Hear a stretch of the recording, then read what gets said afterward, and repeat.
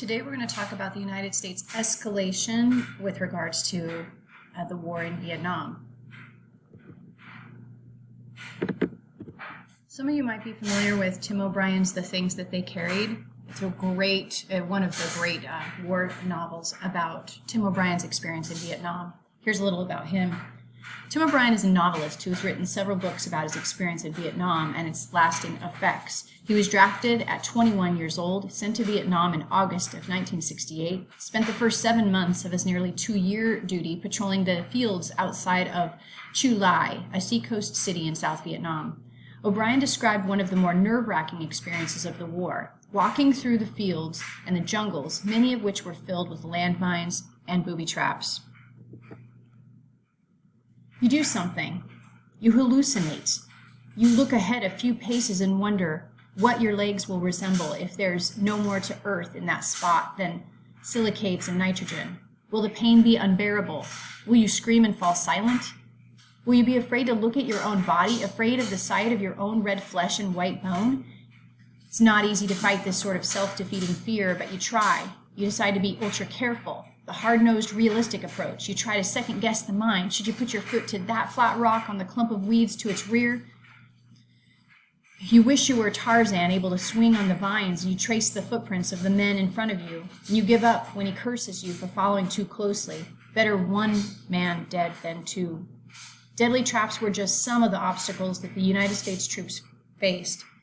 As the infiltration of American ground troops in Vietnam failed to score a quick victory, a mostly supportive U.S. population began to question its government's war policy. So when I was in Vietnam, I bought some music that was created by people who are victims of the Vietnam conflict long term. So one of the things that happened is landmines that were used during the Vietnam conflict were never cleaned up by neither side. And so the Vietnamese government's been going through some portions of Cambodia and Vietnam and kind of cleaning and clearing the landmines, but not everywhere. And so people, to this day, lose limbs and lose their lives by stepping on old landmines. And I specifically walked through areas that were cleared and forests that said they had not been cleared, and I avoided them. Anyway, one of the ways that people have kind of capitalized on this is they've put together bands made of people who've lost limbs, and then they outfit different musical instruments to work with the limbs that they have left. And so it's called landmine music. We're going to start with the difference between the Kennedy administration and the Johnson administration. So Kennedy was assassinated, and I'll show you a short clip, 4 minutes worth, in 1963, November, right as Ngo Dinh Diem was being assassinated as well. You can see, according to the chart, that very quickly after his assassination, the troop escalation in Vietnam goes up, up, up. So the Johnson administration does something different with regards to the war strategy in Vietnam. So Kennedy's assassination had a huge impact on history with regards to Vietnam. Let's see a little bit more about that. This is the first time since 1948 that a president has made an official visit to Dallas. Here comes the big jet ahead. Here's a cheer going up now as a big jet lands with the United States of America on it. Boy, that's a beautiful ship. A 707, U.S. Air Force One. There it is. The President of the United States seal on the nose.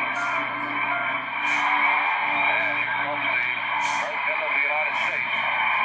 There's no trouble at all spotting Mrs. Kennedy with a bright pink dress, a wool dress, pillbox type hat. Clear blue sky and a warm sun. Beautiful day now. Just a beautiful day. Boy, this is something. The press is standing up high, getting a lot of shots of this. He's broken away from his plan and going right up to the fence to shake hands with people. This is great for the people and makes the eggshells even thinner for the Secret Service, whose job it is to guard the man. And the motorcade begins to move out. The President and the First Lady sitting in the back seat. As we said, the top is down. They are not using the bubble, so it'll be an open limousine parade.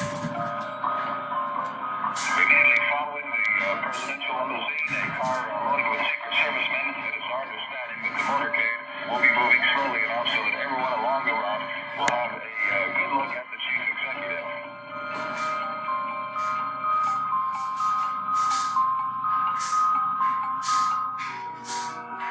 Thousands will be on hand for that motorcade now, which will be downtown Dallas. The president and his wife and party are going to be visible all through Dallas. And here comes Jackie waving by, and Mr. Kennedy is radiant in that takeout net. Bob Hufford is ready to come in from that point. What's happening down there, Robert?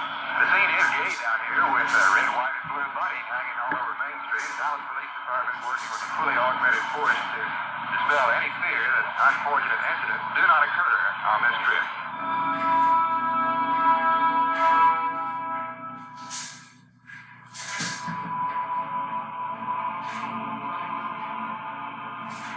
President's car is now turning onto Elm Street, and it will be only a matter of minutes before he arrives at the Free Party.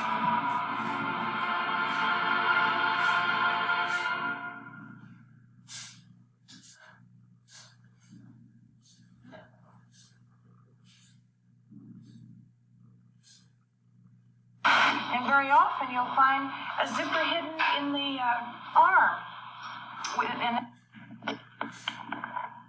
Good afternoon, ladies and gentlemen. You'll excuse the fact that I'm out of breath, but about 10 or 15 minutes ago, a tragic thing, from all indications at this point, has happened in the city of Dallas. Let me quote to you this.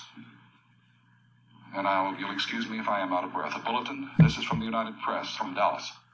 President Kennedy and Governor John Connally have been cut down by assassins' bullets in downtown Dallas. They were riding in an open automobile when the shots were fired. The president, his limp body carried in the arms of his wife, Jacqueline, has rushed to Parkland Hospital. President's wife, Jackie Kennedy, was not hurt. She walked into the hospital at her husband's stretcher side.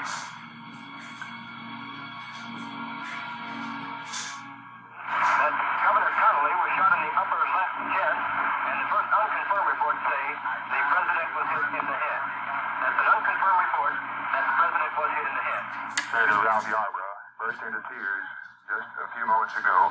Senator Yarborough said, "I saw a Secret Service man sitting on the rear of the presidential car and pounding the car with his hands in despair, anguish, and pain. I knew something horrible had happened." We'll be talking more about the Kennedy assassination, but the Kennedy assassination saw a strategic reversal of our strategy in Vietnam. Let's talk about what that looked like. Much of the nation supported LBJ's determination to contain communism in Vietnam. In the years following 1965, Johnson began sending large numbers of American troops to fight alongside the South Vietnamese. Even after Congress approved the Tonkin Gulf Resolution, President Johnson opposed sending U.S. ground troops into Vietnam. Johnson's victory in 1964 presidential election was due in part to charges that his Republican opponent, Barry Goldwater, was an anti-communist who might push the United States into war with the Soviet Union. In contrast, Johnson's speeches were more moderate. He spoke determinedly about containing communism. He declared he was not about to send American boys 9,000 or 10,000 miles away from home to do what Asian boys ought to do for themselves. However, in March of '65, that's precisely what the president did. He worked really closely with his foreign policy advisors, particularly Secretary of Defense Robert McNamara and Secretary of State Dean Rusk. President Johnson began dispatching tens of thousands of U.S. soldiers to fight in Vietnam. Some Americans viewed Johnson's decision as contradictory to his position during the campaign, but most saw the president as following an established and popular policy of confronting communism anywhere in the world. Congress, as well as the American public, strongly supported Johnson's strategy. A 65 poll showed that 61% of Americans supported the U.S. policy in Vietnam, while only 24% opposed it.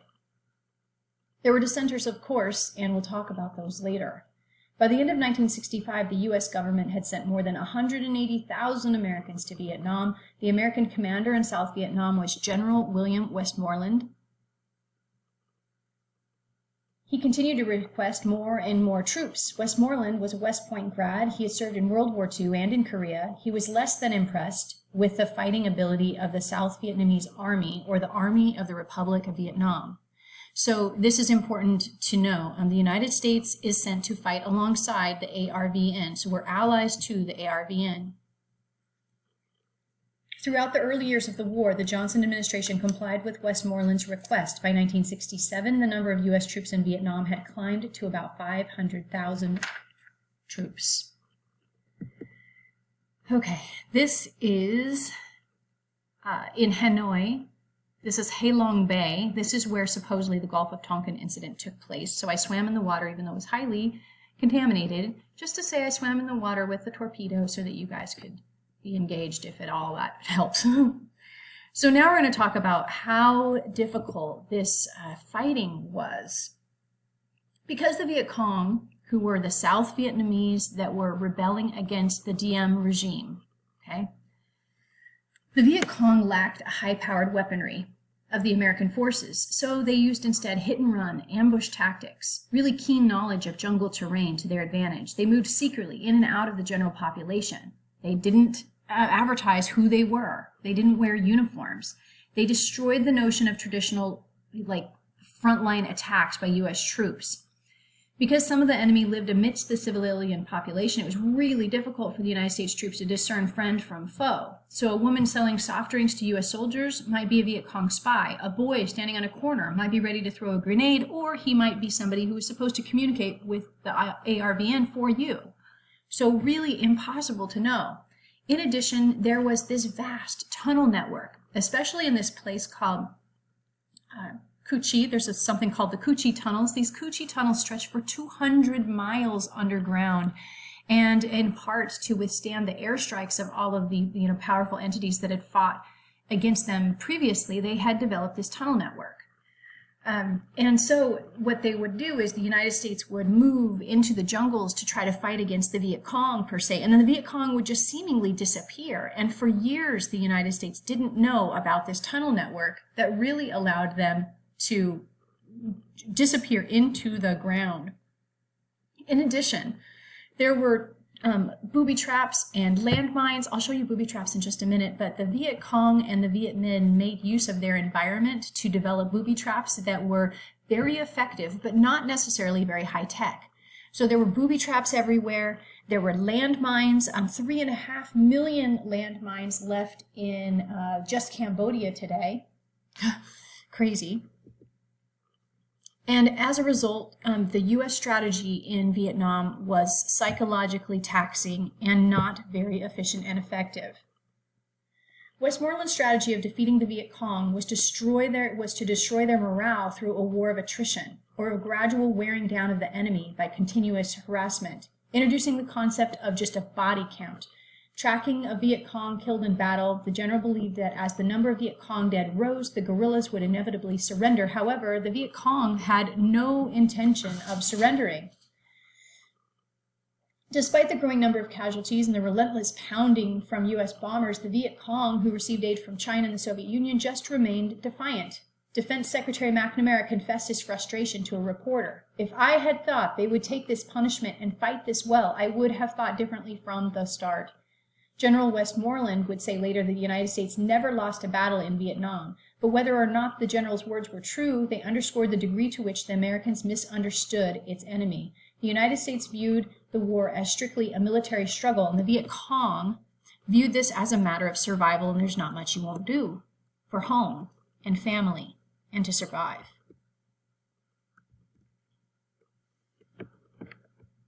So this is in the jungle just outside of the area called Cu Chi, and these are the Cu Chi tunnels, and this guy is just going to show you how easily it was for the enemy troops to escape, drop down a little hole, cover the top with leaves of some sort,